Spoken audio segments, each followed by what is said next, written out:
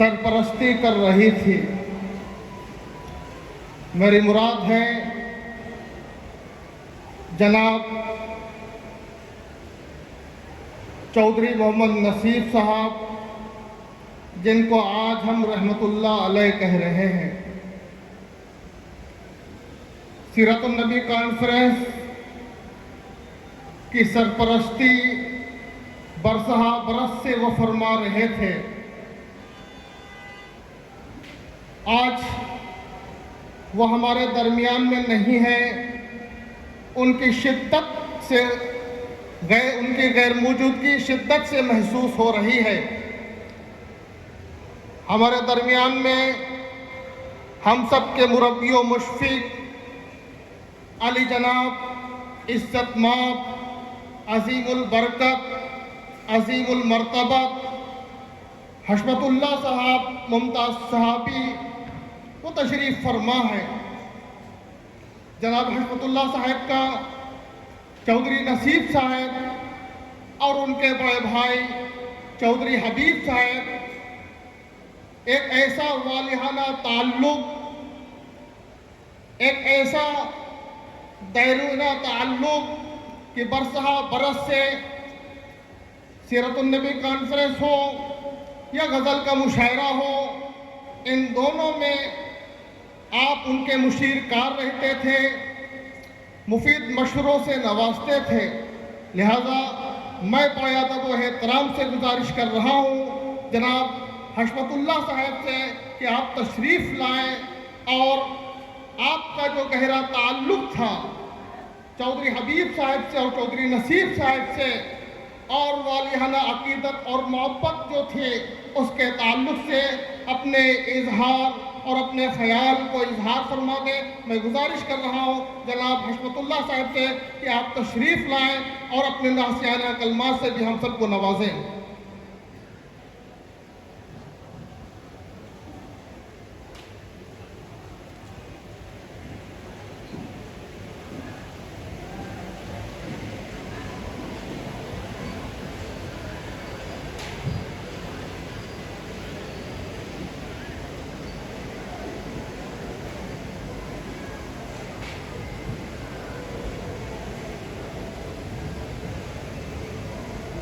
آج کی سیرت النبی کانفرنس کے صدر عالی وقار حضرت مولانا فضل المنان صاحب، مقرر خصوصی حضرت مولانا ابن عباس صاحب، ملک کے مختلف مقامات سے بارگاہ رسالت پاک صلی اللہ علیہ وسلم میں اپنی عقیدت کا نذرانہ پیش کرنے کے لیے تشریف لائے ہوئے شورائے کرام اور بارہبنکی شہر کی اہم شخصیات جناب فرحت اللہ ایڈوکیٹ صاحب، جناب شعور کامل ایڈوکیٹ صاحب،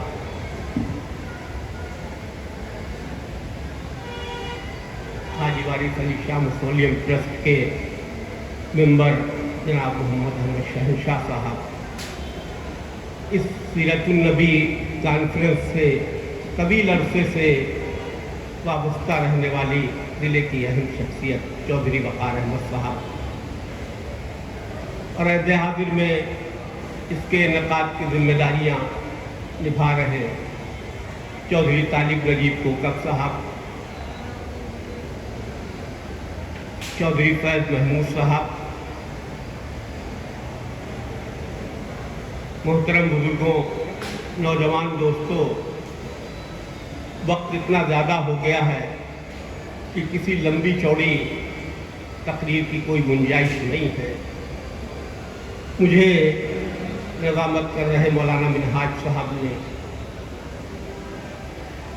جو حکم دیا ہے میں اس کی یہ تعمیل کر رہا ہوں۔ دراصل آپ کو یہ بات معلوم ہوگی کہ دیوا کا میلہ پورے ہندوستان کا واحد ایسا میلہ ہے. میلے پورے ہندوستان میں بہت ہوتے ہیں, جگہ جگہ ہوتے ہیں, قصبات میں ہوتے ہیں, ضلع میں ہوتے ہیں, ہر جگہ ہوتے ہیں, بڑے بڑے صوبوں میں ہوتے ہیں, اور ہو سکتا ہے اس سے بڑے بڑے میلے ہوتے ہیں. لیکن ہر میلے سے اس دیوا کے میلے کی ایک خصوصیت الگ ہے, اور وہ یہ انفرادیت اس میلے کی ہے کہ یہ اکیلا میلہ ہے پورے ہندوستان میں جہاں ملک کے مختلف علاقوں سے آنے والے زائرین کے لیے ان کی تفریح کے مطابق, ان کی دلچسپی کے مطابق, ان کی عقیدت کے مطابق یہاں پروگرام کا انعقاد ہوتا ہے. یہاں اگر ایک طرف آل انڈیا مشاعرہ ہوتا ہے تو دوسری طرف اکھل بھارتی کوی سمیلن بھی ہوتا ہے. اسی طرح یہاں اگر ایک طرف مانس کا پروگرام ہوتا ہے تو دوسری طرف سیرت النبی صلی اللہ علیہ وسلم کا بھی پروگرام ہوتا ہے. یہ اس لیے اس کا انعقاد کیا جاتا ہے کہ اس سے ایک قومی یکجہتی کا پروگرام, قومی یکجہتی کا پیغام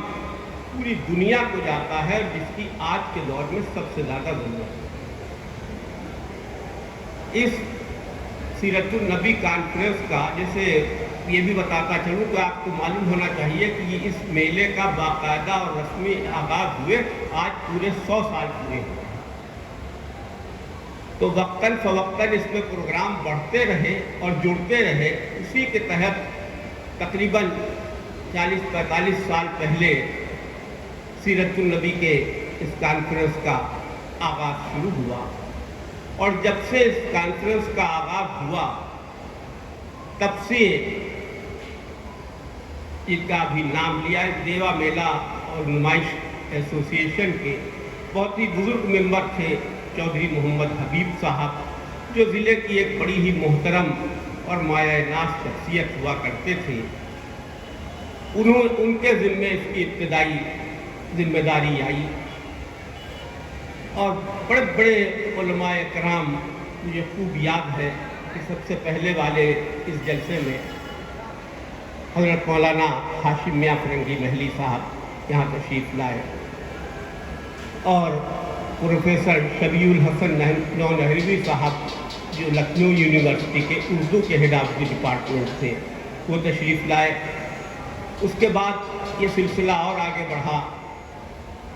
تو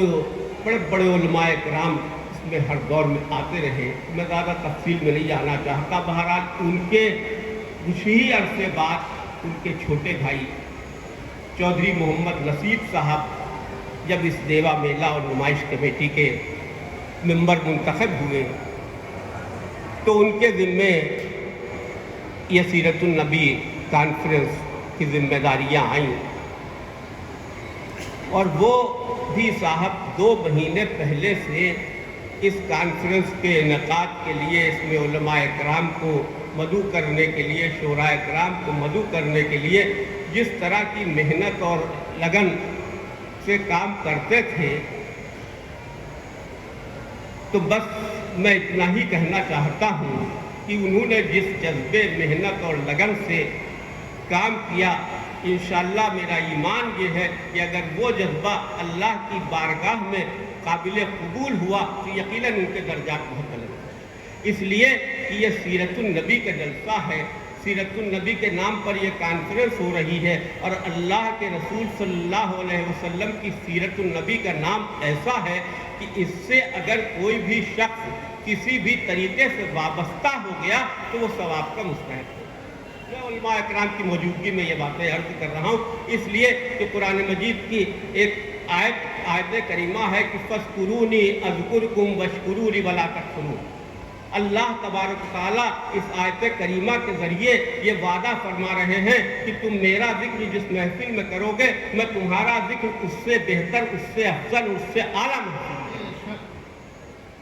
ذرا آپ یقین فرمائیے چودھری حبیب صاحب رہے ہوں یا چودھری نصیب صاحب رہے ہوں, ان سب نے جب اس طرح کے جلسوں کا انعقاد کیا تو پھر آپ سوچئے کہ یہی محفل تو ہے جہاں اللہ کے رسول سرور کائنات جناب محمد رسول اللہ صلی اللہ علیہ وسلم کا تذکرہ ہوگا. تو جب تذکرہ ہوگا تو اس کا وعدہ اللہ تعالیٰ کا کہا یہ روئے زمین پر جو آپ اس محفل ہے سجی ہوئی ہے, اس روئے زمین پر سب سے بہتر محفل ہے. میں نہیں کہہ رہا ہوں، اس لیے کہ آپ سب سے بہتر مخلوق ہیں، آپ کو اللہ تعالیٰ نے اشرف المخلوقات کے لقب سے نوازا ہے، اس لیے سب سے بہتر یہ محفل ہوئی۔ تو جب ہم کسی اس روئے زمین پر سب سے بہتر محفل میں اللہ کے رسول سرور کائنات صلی اللہ علیہ وسلم کا تذکرہ کریں گے، اور اللہ کے رسول سرور کائنات صلی اللہ علیہ وسلم کا تذکرہ اس وقت تک مکمل نہیں ہو سکتا جب تک کہ اس میں اللہ کا تذکرہ شامل نہ ہو جائے، اس لیے کہ اللہ اور رسول ایک ہی بغیر اللہ کی وحدانیت کا پہلے اقرار ہوگا، تب رسول کی رسالت کا اقرار ہوگا۔ لیکن کوئی یہ چاہے کہ ہم خالی وحدانیت پر ایمان لے آئیں، رسالت پر نہ لائیں، کوئی چاہے ہم رسالت پر لے آئیں وحدانیت پر نہ لائیں، تو یہ ممکن نہیں۔ تو اس لیے جب یہ محفل اس میں اللہ اور اللہ کے رسول کا وہ تذکرہ ہوگا تو یہ اس میں سے خدا نخواستہ آپ میں سے تو کسی کو شبہ ہو جائے، میرا تو ایمان کامل ہے کہ یہ محفل اللہ کی بارگاہ میں بخش دی جائے گی، اور جب اس محفل کی بخشش ہوگی تو میرا جیسا سیاکار و بدکار بھی بخش دیا جائے گا۔ تو یہ محفل کو سجانے والے یہ سارے لوگ جو اس میں کسی بھی طریقے سے وابستہ ہے، اس کے لیے بھی یہ محفل کوئی عام محفلوں میں سے نہیں ہے جو یہاں پروگرام ہوتے رہتے، وہ کوئی عام محفل نہیں۔ اس سے جس نے بھی صدق دل سے اس میں شامل ہوا، اس عقیدت اور اطمینان کے ساتھ شامل ہوا یا اس کو سجایا، انشاءاللہ اس کے لیے اللہ کے ہاں بے انتہا بڑے درجات ہیں اور بے انتہا اس کے درجات بلند ہوں گے۔ تو میرا ایمان کامل یہ ہے کہ انشاءاللہ چودھری حبیب صاحب کے لیے بھی یہی محفل سرمایہ نجات ہوگی، اور چودھری محمد نصیب صاحب کا جن کا جو ابھی پچھلے سال بھی اس محفل میں اس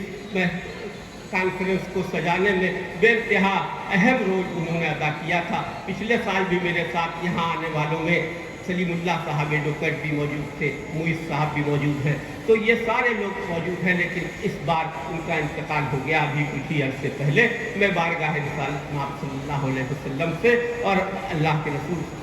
میں اللہ کی بارگاہ میں یہ دعا گو ہوں کہ اللہ تعالیٰ ان کے درجات بلند کرے۔ آپ سب سے بھی گزارش کے ساتھ اپنی مختصر بات چیت ختم کرنا چاہتا ہوں کہ آپ یہاں آئے ہیں تو آپ یہاں سے کچھ خالی ہاتھ نہ جائیے گا، بلکہ یہاں جتنی دیر بھی آپ بیٹھیے اس عقیدت اور ایمان کے ساتھ یہاں بیٹھیے کہ انشاءاللہ اس محفل سے یہی محفل آپ کی بخشش کا سامان بنے گی، اور کچھ لے کے جائیے گا۔ کیا لے کے جائیے گا کہ یہ تو آپ جانیے، میں تو اشارے میں اپنی بات ختم کے دے رہا ہوں کہ لطف دنیا کیف عقبہ لذت صبر و رضا، لطف دنیا کیف عقبہ لذت صبر و رضا، مانگ لے جو مانگنا ہے ثنا خوان رسول، تو آخر الدعوانا الحمدللہ۔